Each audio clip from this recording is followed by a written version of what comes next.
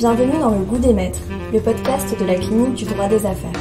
Découvrez des échanges authentiques et spontanés entre étudiants et maîtres en la matière. Bonjour maître. Bonjour. Merci de votre présence dans ce podcast Le Goût des Maîtres par la clinique du droit des affaires.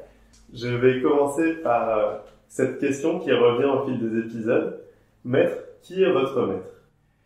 Alors, qui est mon maître en tant qu'avocat, puisque j'ai eu deux vies, mais mon maître en tant qu'avocat, c'est certainement mon associé, Christophe Basse, parce que c'est lui qui m'a tout appris et qui continue à m'apprendre, parce que c'est un métier d'expérience et moi je peux lire tous les livres du monde, j'aurais jamais la valeur ajoutée que les plus de 20 ans d'expérience qu'il a m'apportent. Et donc c'est vraiment mon maître. J'en ai eu un dans ma vie de dirigeant d'entreprise qui s'appelait Serge Kampf, qui est l'homme qui a créé le groupe Capgemini dans lequel j'ai longtemps travaillé, dont j'ai dirigé la filiale française, qui était un type exceptionnel. Et je crois beaucoup à ce compagnonnage dans tous les métiers d'ailleurs, et dans le métier d'avocat en particulier, qui est un métier d'artisan, un métier d'orfèvre. Et donc d'avoir quelqu'un qui vous tient la main, qui vous montre comment on prépare une plaidoirie, comment on lit un dossier, comment on la note, toutes ces petites choses qui font que progressivement on progresse. Et voilà, donc mon maître c'est Christophe Basse. Après, dans le métier d'avocat, il y a quelques avocats qui m'ont fasciné, mais que j'ai pas eu l'occasion de voir longtemps. Il y a Thierry Lévy, par exemple, qui est décédé maintenant, mais qui était un type qui me fascinait. Une voix exceptionnelle, je suis assez sensible au ton de la voix de Thierry Lévy était absolument magique. Et puis un avocat exceptionnel. Et peut-être dans un domaine complètement différent, Maître Eolas, le blogueur qui m'a donné envie de devenir avocat. Je lisais son journal d'un avocat et il avait une façon à la fois très pédagogique, mais aussi très humoristique, très illustrée de parler de ce métier. Et j'ai eu la chance de faire un petit dossier, de travailler sur un dossier avec lui il y a pas très longtemps, et c'est vraiment un grand plaisir. À l'heure actuelle, si vous étiez étudiant en droit, nous sommes une association étudiante, donc posons la question, pourquoi vous ne feriez pas le métier d'avocat ? Qu'est-ce qui vous en éloignerait ? C'est difficile d'y répondre parce que moi j'ai investi 5 ans de ma vie à 50 ans pour devenir avocat avec une espèce de passion. Donc pourquoi ne pas devenir avocat ? C'est une question compliquée. Je pense que certains étudiants pourraient se dire que c'est un métier dont il est difficile de vivre, parce que moi c'est quelque chose qui m'a marqué quand je suis rentré dans cette profession, c'est que on garde encore une image de l'avocat notable, or c'est un métier difficile, passionnant mais difficile, extrêmement concurrentiel. Donc on pourrait peut-être imaginer que un étudiant brillant en droit se dise il vaut mieux soit être magistrat, soit être directeur juridique dans une grande entreprise, avec peut-être cette inquiétude du côté profession libérale du métier d'avocat. Mais c'est vraiment la seule chose que je peux trouver comme ça en haut de ma tête, parce que sinon je trouve qu'il y a tellement d'intérêt à faire ce métier, y compris d'ailleurs économiquement, à condition de bien le faire. Au fil de votre carrière, vous avez eu l'occasion, la chance d'assister à de très grands procès. Parfois, ce ne sont pas ceux-là qui marquent le plus. Mais quelle est votre anecdote que vous aimeriez partager aujourd'hui sur votre carrière d'avocat, une anecdote d'audience, une anecdote relative à l'un de vos clients, je ne sais quoi? Oh, et c'est vrai que j'en ai beaucoup, même si ça fait pas très très longtemps que je suis avocat, parce que moi j'ai prêté serment en 2014. Il y a probablement le premier procès pendant lequel j'ai plaidé, alors que je n'étais pas encore avocat, qui est le procès des prothèses mammaires PIP. Ça, certainement, toute ma vie, je me souviendrai de ce procès parce que c'est le premier, parce que j'ai plaidé sans robe d'avocat, parce que j'étais pas encore avocat, et puis parce que c'était au Parc Chano à Marseille, donc un procès délocalisé dans une immense salle, c'est le Parc des Expositions de Marseille, avec absolument toute la presse judiciaire française, presse papier, presse, médias, télévision, et cette espèce d'angoisse infinie de se retrouver tout seul à la barre, avec un immense écran d'ailleurs qui sur lequel je voyais que mon visage, puisqu'en fait, comme le procès était immense, il était rediffusé dans d'autres salles en direct. Un dessinateur d'audience qui était en train de croquer mon visage sur son papier. Et puis ce vide tout d'un coup en face de vous quand tout s'arrête, il n'y a plus que vous et il faut prendre la parole. Et c'était la première fois, j'avais jamais plaidé de ma vie avant, j'avais même pas fait une petite plaidoirie en tant que stagiaire. Et donc je démarrais avec une plaidoirie très très visible, très attendue puisqu'on défendait le président du directoire. Et ça, je crois que je m'en souviendrai toute ma vie. Et ça m'a donné d'ailleurs beaucoup de choses derrière, puisque j'ai eu un très beau portrait dans Le Monde qui m'a énormément marqué, parce que signé par Pascal Auberdière, qui est pour moi la plus grande journaliste judiciaire en France, du journal que je lis tous les jours depuis 40 ans. Une petite conférence TED que j'ai faite où je parle de ce procès. Donc c'est vrai que ça a eu beaucoup d'importance.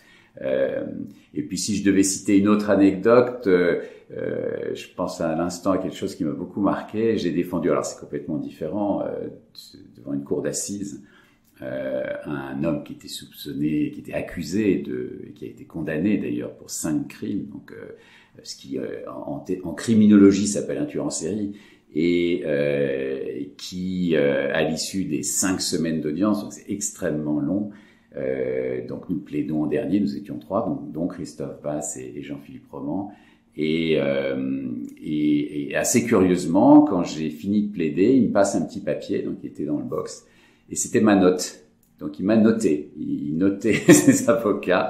Donc il m'a donné une note. Il avait pris plein de notes sur la plaidoirie elle-même, en disant ça c'est bien, ça c'est bien, et il m'avait mis 9,5 sur 10. Donc j'étais très content. Donc j'ai eu et c'était très inattendu. Il a quand même été condamné et à perpétuité, mais il avait apprécié ma plaidoirie, et ça m'a vraiment marqué, parce que j'ai passé beaucoup d'examens dans ma vie, beaucoup de concours et autres, mais je pense que c'est une des notes dont je suis le plus fier.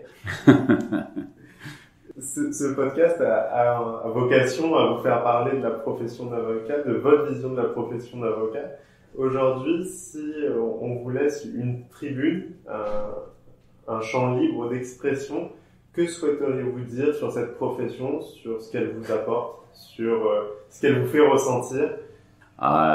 Si vous n'avez que 15 minutes, ça va être dur, parce que je suis intarissable. Moi, j'ai changé de vie à 50 ans pour devenir avocat, faire 5 ans d'études. Donc ça veut dire que j'ai une vraie passion pour cette profession. Et je dis souvent, c'était un rêve, et la réalité est mieux que le rêve, ce qui est assez rare. Très souvent, on est déçu quand on réalise son rêve. Non, c'est encore mieux que ce que j'imaginais.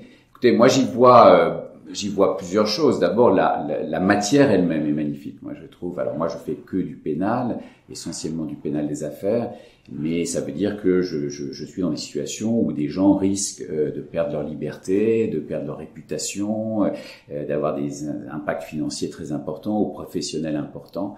Donc, il y a cette espèce d'adrénaline et de l'enjeu.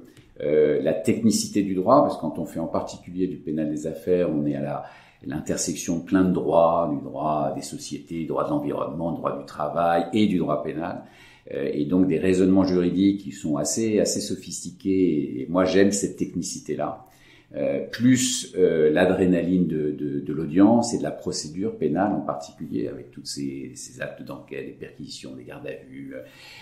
Donc la matière elle-même est absolument, je trouve, passionnante. Et puis il y a une autre dimension que moi j'aime beaucoup, qui est le côté entrepreneurial. C'est-à-dire que pour moi, un avocat, c'est aussi un entrepreneur.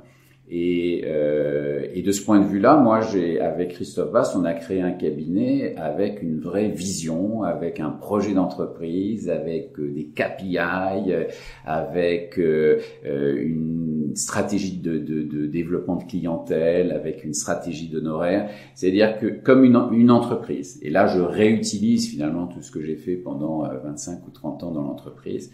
C'est-à-dire que notre cabinet, c'est aussi une petite start-up qui a une vision. Je sais où je voudrais qu'on soit dans 5 ans. J'ai en tous les cas l'ambition d'être à un certain endroit et y arriver d'une certaine façon. Donc ce côté entrepreneurial vient se rajouter à la matière qui est passionnante.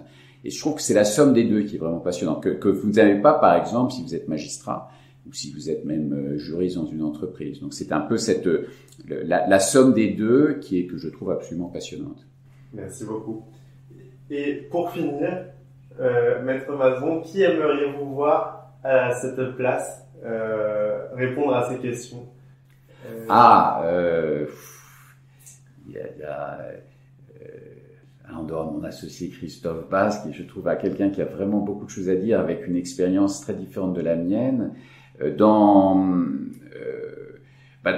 les avocats, moi, que j'admire beaucoup, dans ma matière, j'allais dire, il y a Hervé Temim, qui est je trouve un avocat, alors pareil, qui est à la fois excellent dans sa matière, et puis qui a créé un très beau cabinet, qui est vraiment, pour moi, la référence en termes de cabinet spécialisé.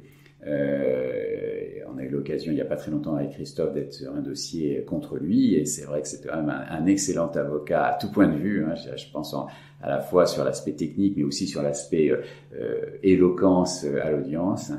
Et l'autre avocat dans ma matière que je trouve très très admirable s'appelle Éric Dezeuse, qui est chez Bredin-Pratt, et qui est vraiment pareil, quelqu'un que j'ai eu la chance de rencontrer plusieurs fois. D'ailleurs, avant de devenir avocat, il m'a un peu guidé et donné quelques conseils sur ce projet de devenir avocat, mais qui est extraordinaire, beaucoup d'humilité, et puis incomparable, je trouve, en termes là aussi de technique et de capacité à défendre un dossier. Voilà deux avocats que je trouve vraiment il serait vraiment intéressant de connaître le goût le goût du maître, ou le goût que dans le cadre de votre podcast. Merci beaucoup, merci pour votre temps, pour votre disponibilité. C'est un honneur de vous recevoir. Nous sommes vraiment honorés de votre présence. Merci à vous. C'était Le Goût des Maîtres avec Maître François Mazon. Retrouvez-nous sur toutes les plateformes et n'hésitez pas à vous abonner.